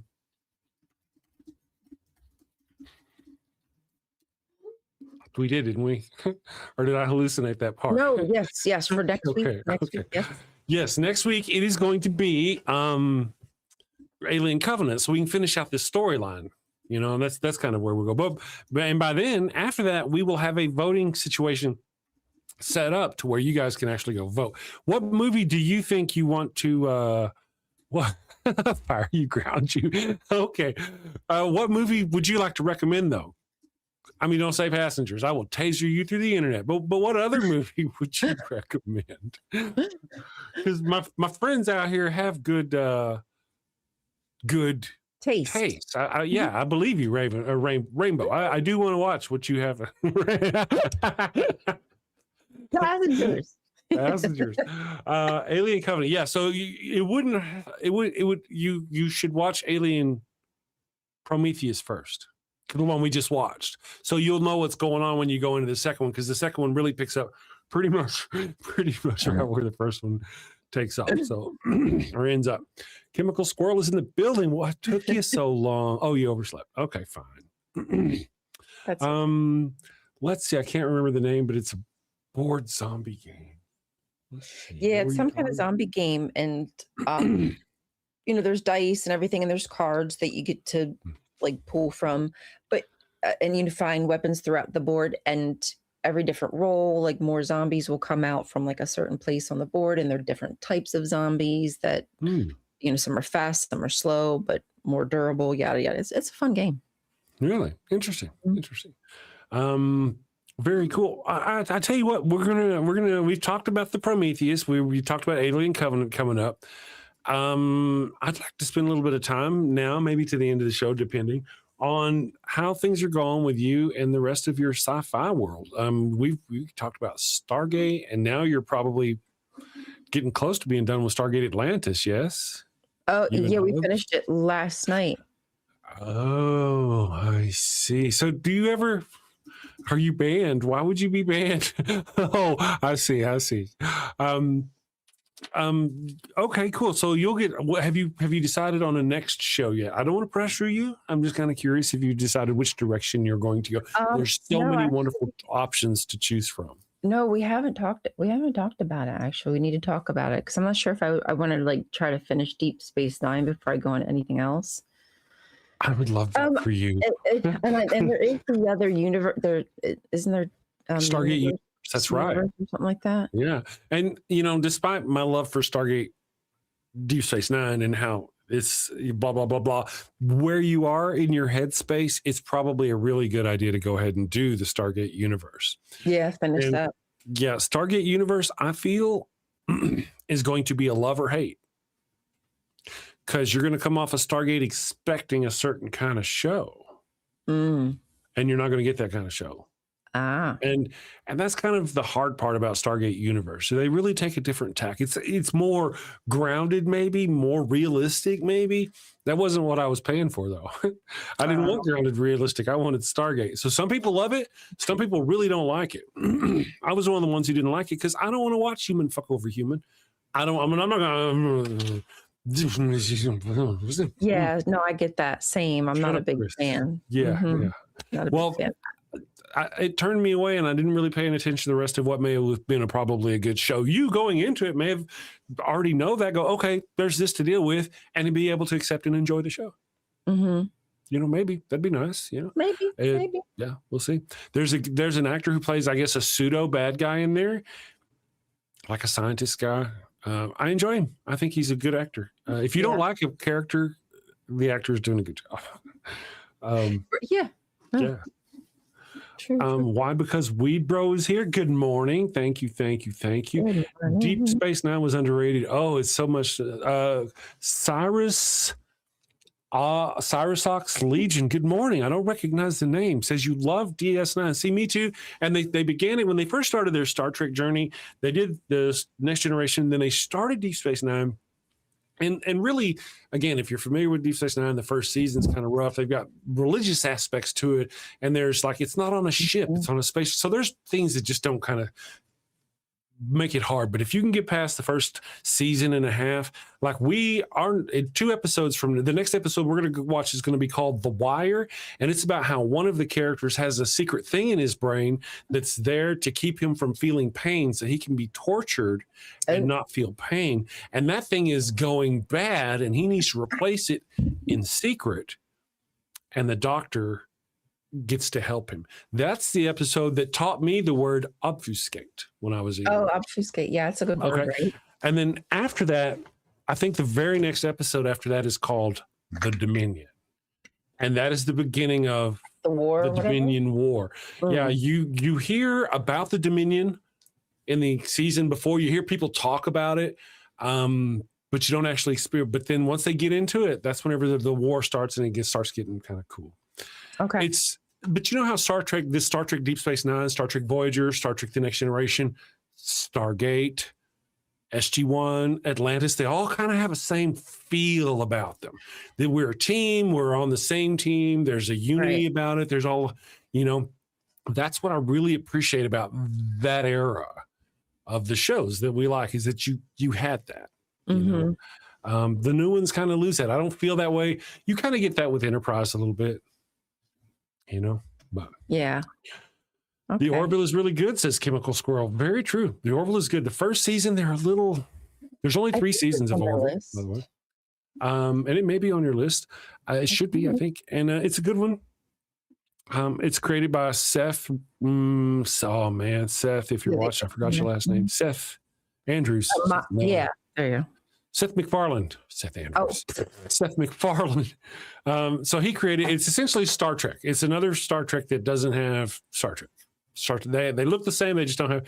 It's a matter of fact, later in Deep Space Nine, there will be an actress who comes on to be Sisko's girlfriend, then possibly at the end his wife. And that actress gets picked up by Seth MacFarlane to play the Doctor on the Orville. She ends up being a bit player in this Star Trek show, and then going from being a bit player to actually being a full-blown cast member over on this other one. Way to go, lady. Very good for her. Yes. She has sex with a slime ball. It's like literally like a gelatin kind of thing. Don't knock it till you tried it, girl. She really seems good. I'm not knocking. Can you imagine if the Orville had Seth Andrews? Oh, yeah. Our Seth Andrews? Yeah, I misspoke. I'm a bad person. That'd be funny. Yeah. Let's see. Garrick. I love Garrick. Oh, yeah. Cyrus. I'm going to just call you Cyrus. Okay. Cyrus. Garrick is one of my favorite characters. In episode 2, he meets Dr. Bashir and he hits on Dr. Bashir. And Dr. Bashir just doesn't know how to handle it. And throughout the rest of the series, you kind of get the feeling that Garrick is gay. Garrick's a tailor. He's sewing and doing all this other business. He's also an assassin. So there's that. And the actor who plays Garrick actually wanted to have his character have a relationship with Dr. Bashir. There's kind of a school of thought that really would have enjoyed that because how he played on that so well. Really good. If you guys are old enough to remember the original Dirty Harry, the actor who plays Garrick is a wonderful actor. He's very fun. He played the bad guy in the original Dirty Harry. Do you feel lucky, punk? Oh, wowsies. I know what you're thinking. Did he shoot 6 shots or only 5? Well, I don't remember myself. How are you feeling? Do you feel lucky? That's kind of where that all came from. Do you feel lucky? Do you remember how many shots I made at you? Was it 5 or 6? Do you want to risk it? Yeah, I guess you gotta. Yeah, if you're old enough to know the "do you feel lucky" punk, but you don't know where it came from or what it was about, Now you're Now you Andrew know. Robinson. Oh, yes. There's an episode of Deep Space Nine where they kind of flash forward and Jake Sisko is older and he's missing his father because something happened that his father's gone in some business. And in that episode, we get to see a girl come in to speak to his character, the older Jake. The actress who plays that girl is Andrew Robinson, who plays Garrick, who was that original Psycho it's his daughter who plays that character. Oh, wow. Yeah, She's The Visitors. The small name of that world, episode. Hollywood. It's a good one. That's another one where you get to see, because it starts, I guess it's probably season 4 where that one happens. So Nog and Jake are both still teenagers. And Nog has already joined Starfleet, I think. So whenever you get to see the flash forward, I believe Nog is a full-blown admiral when you see him in the flash forward. And then all this makes no sense to you. But once you get Nog and who Nog is, Yeah. he's cool. Eventually, one day. He's dead. The actor's dead. He died young. He had cancer, or not cancer, but kidney problems. Actually, the guy who, when you see the beginning of the show, episode 1, if you watch it again, you see that there's the little Ferengi guy, and there's Jake Sisko, the son of Captain Sisko, and the Jake, the actor who's playing Jake, is probably 13 or 14, if I remember right. The actor who was playing Nog was like 22, but he had been stunted, and so that was, he did a good job. He looked younger or whatever. Yes. Let's see what the chat has to say. That's the old school radio cadence. They cultivated that voice. Ooh, Seth Andrews sounds. Yeah, he kind of does. He kind of does. Yeah. The Visitor, back in the day, we used to call guys like that Randy. Do I make you Oni, baby? Do I make you Randy? Yeah. Andrew Robinson, yes, I heard that he's not very progressive, though, on a lot of issues, unfortunately. I have not heard that. I thought he was Andrew Robinson, the guy who plays Garrick. He's the one who wanted Garrick to be gay. The one who plays Max Grodenchik is the one who plays Rom, Nog's father. Max Grodenchik, also back in the 90s, about this time, as these characters, these actors were making their money on Star Trek Deep Space Nine. The actor who plays Nog and Rom and all those are little people. They're not, some of them aren't quiet, but they kind of are.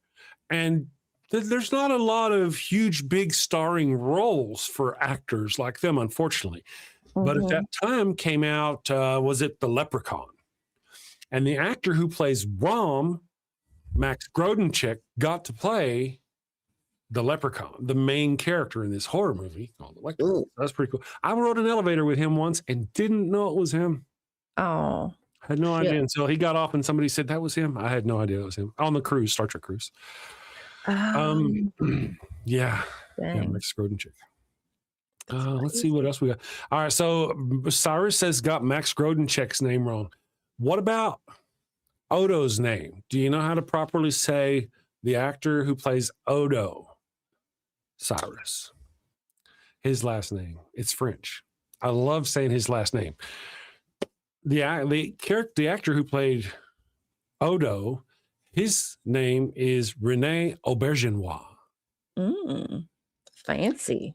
And when I was a kid watching Benson, oh yeah, Benson. I thought it was Rene Auberjonas. Auberjonas, because it's Auber and then Jones. Spell Auberjonas. Yeah. I'm reading it in English. Right. Or something, But yeah, Aubergenois. Yeah. Love that guy. He's fantastic. If you like Rene Aubergenois, you should really go check him out. Go search for King Lear with oh man, what's his name? Why do I have such a hard time with names? The actor who played Darth Vader. Oh, the voice of Darth Vader. Okay. Son of a bitch. Anyway, just look up Rene Aubergenois, King Lear. You will see him doing Shakespeare in the Park. It is fantastic. Wonderful. Yeah. It really, really it is good stuff. I'm gonna run us a little commercial real quick. What do you guys want? What do you think we should see? We did Holy Hados. Let's do the post-mortem. James Earl Jones, thank you. Oh my goodness. Well, let's do the post-mortem baptism kits. Duh. Okay. That's one of my favorites. We'll be back in just a minute. You have a loved one who's on their deathbed, but they've yet to give themselves up to the Lord? Are you sure you don't want to come to Jesus? No. This is your final chance. No. Worried they're headed to the fiery pits of hell. Your very last chance. No. I've been wicked and sinful. I deserve to burn in the hot place. As you wish. Farewell, my heathen husband. Farewell, my... Well, fear not, my wayward child. Introducing Father Flanagan's line of post-mortem baptismal kits. No more worries about being miserable alone forever. Be a good Christian and share that eternal pain and suffering with the ones you love. I'm in hell. Not as hot as I thought it'd be. Kind of feels like Houston, minus the humidity. Hello. My favorite drink crafted to perfection. Ooh, and some dank ass weed. I can't bear to be down on my face chanting, holy, holy, holy is the Lord, every day, all day, for all eternity, by myself. Wow, is that George Carlin? And Alan Turing, look at that. Carl Sagan, oh, I am so honored. You've been my hero since I was a kid. Neil deGrasse Tyson, what are you doing here? Oh, I get it. I get it. Schrodinger's heathen. Very cute, you. Very cute.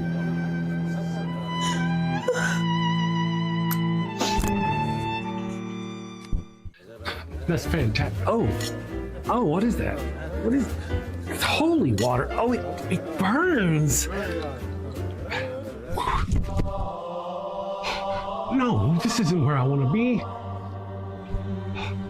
Pabst Blue Ribbon and a Marlboro? No! Father Flanagan's post-mortem baptismal kit. Dead kid tested, Mother Teresa approved. Is that the Pope and John Paul? Jim Jones and Jimmy Swaggart, huh? I can see that coming. Neil deGrasse, what are you doing?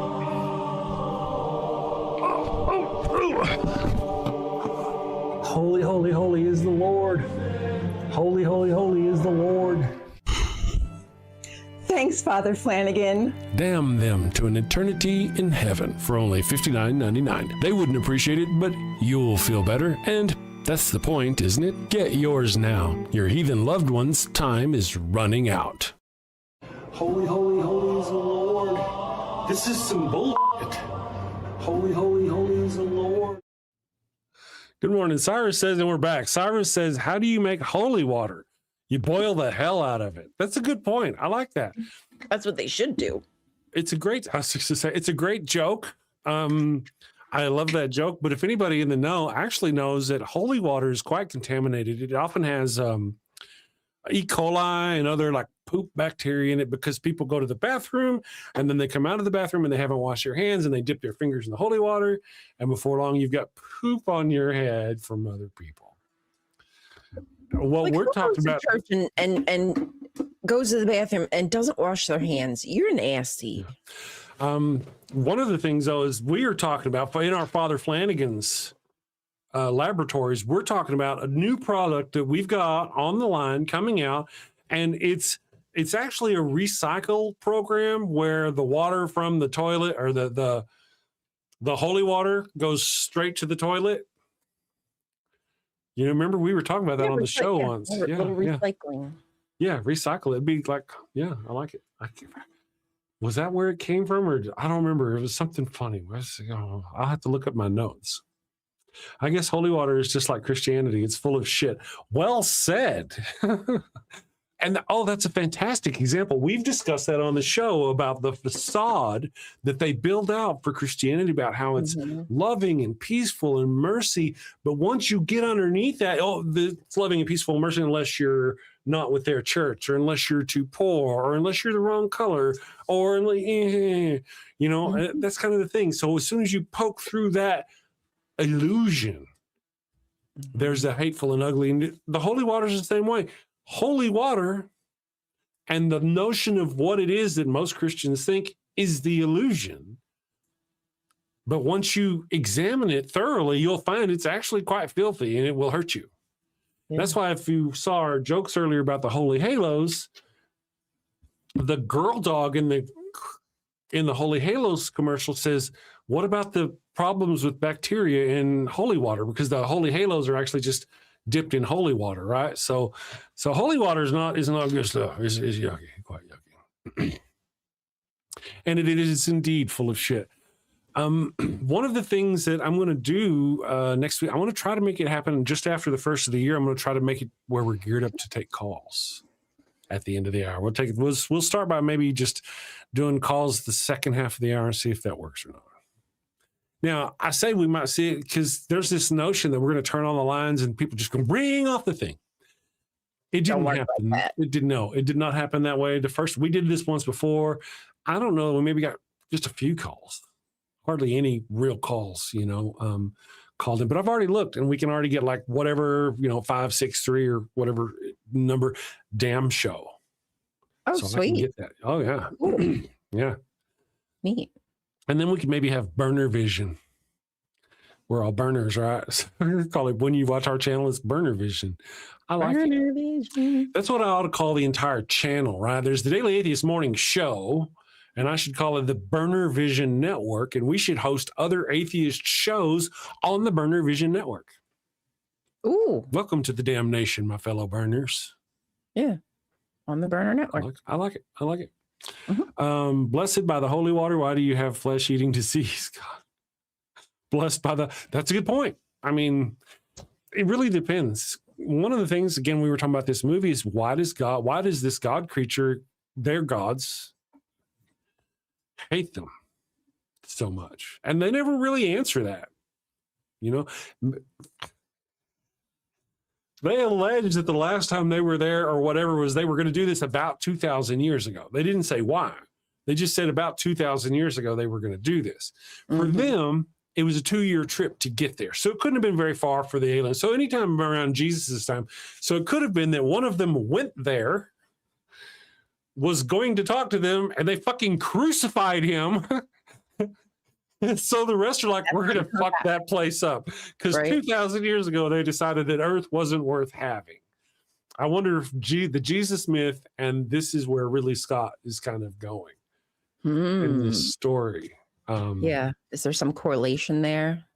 Yeah, it kind of seems like, well, certainly the whole 2,000 years thing. And then she wears her cross. And David even asks her, well, now that knowing these things, does that, you still wear the cross? And she said something about, who knows, maybe who created the engineers? Not Jesus, though, see, because they were there before Jesus. Actually, she finds out that they're the ones, she looks at their DNA and goes, oh my God, their DNA created everything on Earth. She realized what we saw at the beginning of the movie, that they seeded the Earth. Mm-hmm. Okay, right. 3.6 billion years before Jesus. BJ.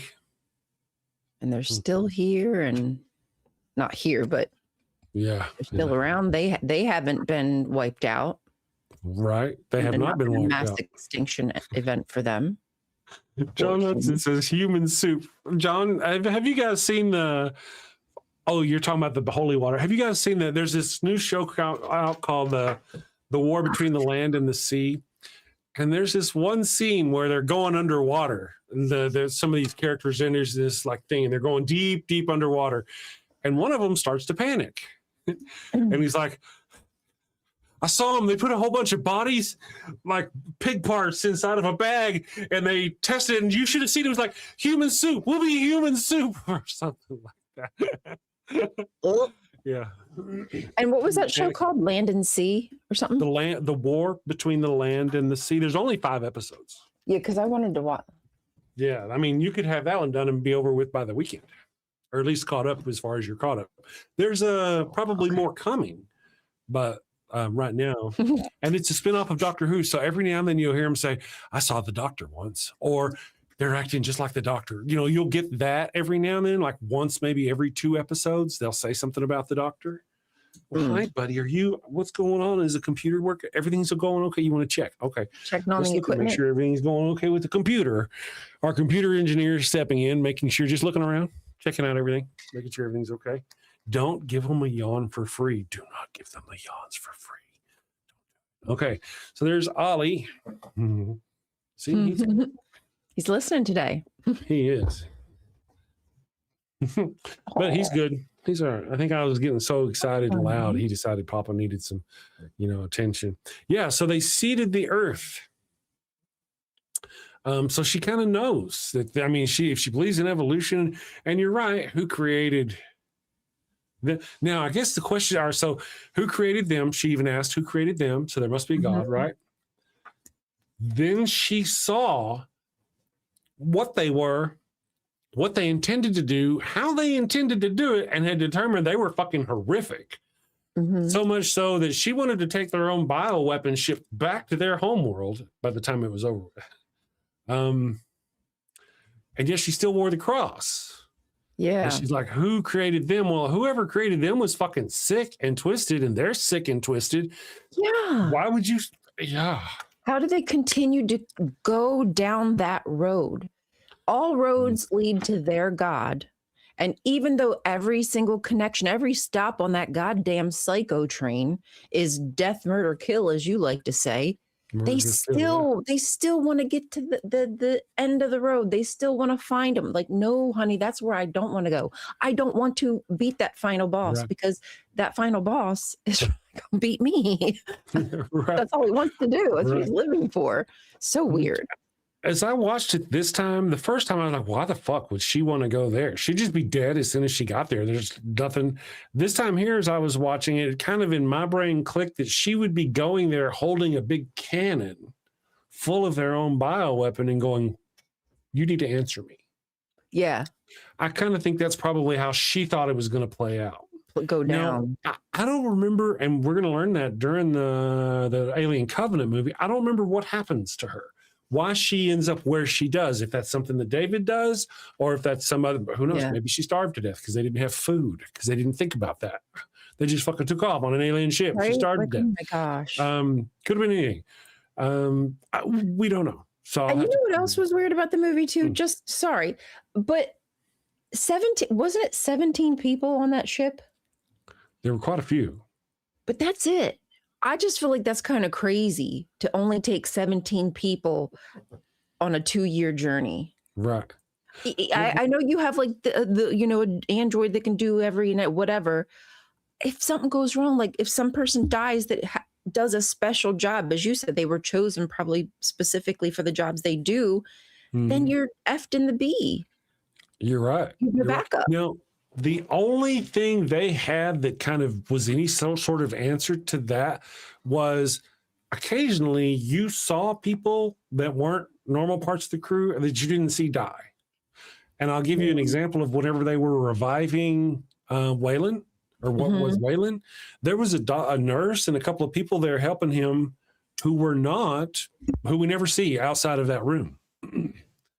So they were like servants on that ship who we never see. We never have no idea who they were. The men who ran down, and we'll call them body bags or body bag fillers, who ran down when Feifeld's creature body was down coming in the back door, jumping around. How many men did it sling and kill? It just seemed like they were coming out of nowhere. And no, I'm with you. I totally get you. It sure seemed like they were, when you see how big that ship was, how undermanned it seemed like it really was. Yeah. At the very beginning, when they show the android just kind of walking through and doing his daily like checks and stuff, it's huge. Just from that perspective, there's a lot there to man to, check systems, if they're always pushing buttons like they do in Star Trek or something like that. Yeah. I just thought that was, but yeah, maybe they just meant that there was 17 that were very specifically meant to do that portion. Everybody else was left on. Maybe, whatever. I just was like, that seems strange. Maybe the 17 did include those. Yeah. Maybe. Who knows? Yeah. Well, I want to point out something to everybody who's a Star Trek fan out there. You may or may not have thought about this. On every big Star Trek ship, they talk about having, especially like the Next Generation, 1,000 people on that ship. They've got a crew of hundreds. whenever they have their meetings in the command room or anytime they have their meetings, it would be the captain and a whole bunch of commanders. Mm-hmm. And each commander would be a commander of a department, commander of engineering, commander of this, it wouldn't be a lieutenant being the commander. And then every time you have this meeting, you'd have a lieutenant and a sub-lieutenant and a junior grade lieutenant because they're the ones who are in charge of these departments. You wouldn't have that. There are hundreds of officers on this ship. It would be a captain and a whole, for all of you who think about that, just remember any of those. I thought about it first on Deep Space Nine, but then on Deep Space Nine, I thought, okay, it doesn't, but then I applied that logic to the Enterprise D, and I'm like, wow, that's right. There's no reason why Geordi would have been there, and anybody, and there would have been so many officers there because you'd have just so many officers. Anyway, that makes sense. What you would I'm think right. anyway. Yeah. I would assume that would just be crazy to me. Silly to only have that many people go on such a journey. Right. Yeah. And well, they claim to have a whole bunch, but only these few people who are all the same, and I just feel like they kind of, but I mean, so the movie could happen, right? I mean, just so it could happen. Yeah. They didn't do that in the original series. And you know what else too? Sorry, there was really a ton of things that I picked up this time because I was truly paying attention. But even like when they went to the planet, when they got to the planet, it's like they immediately found a place. Yes. They didn't have to circle around the planet and scout nope, they just happened to come right down and right there is what they needed. Yep. And they didn't you can't say they got anything from out in orbit or any of that business because they come down, they avoided a mountain because it was twice the size of whatever. Mm-hmm. And then they go underneath the cloud cover. He goes, look, there's straight lines. Let's go follow those. It was that easy. Just like that. Yep. I was like, okay, sure, I guess. And some people, I guess maybe in the sci-fi world, don't realize how big planets are. That's what I'm like saying. Yeah, sure, that ship is big, but it's nothing compared to the side, or even though it's a moon, still, it must be large enough to hold life. So yeah, give me a break. Yeah. Yes, exactly. Well, you know, I think we're going to go ahead and wrap it up for Sci-Fi Friday. I very much appreciate you guys all for joining us. Now I really need to watch that Covenant movie so I can know what happens and get it all cleared in my head. I hope you have a wonderful weekend, Ryan. You too. Stay safe, of course. I'll see you Tuesday. And like I said, guys, by next week, I'll have a system set up so we can do the voting on the show. You might even see me testing it over the weekend. I'll post links going, hey, go vote for our next week's movie. And it'll be not for next week. Watching Covenant next week. It's for the week. It'll be for the week after that. You'll see how the system works, okay? But we'll do that. You guys have a wonderful weekend. Ryan, take care. Okay, friends, sin safely. Y'all take care. Until next week.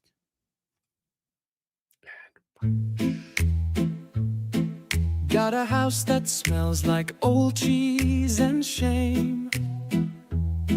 Father Flanagan's flesh candles change the game. Goat-scented thrills for your soul's delight. Light it up, baby, make your room right. When you've sinned and need to atone, light a candle and avoid the stone. Smell the goat in a holy zone. Father Flanagan, here to set the tone. Confession booth, busy, no need to stress. Light a candle and forget your mess. Gross odors vanish like sins in the wind. With each wick, guess who's your new best friend? When you've sinned and need to atone, light a candle and avoid the stone. Smell the goat in a holy zone. Father Flanagan, here to set tone. Lambs and calves may have their day, but goats the scent that leads the way. Clean your slate with a sniff so pure. Father Flanagan's got the cure. Turn your home into a saintly space. With every whiff, find redeeming grace. From your living room to the kitchen sink,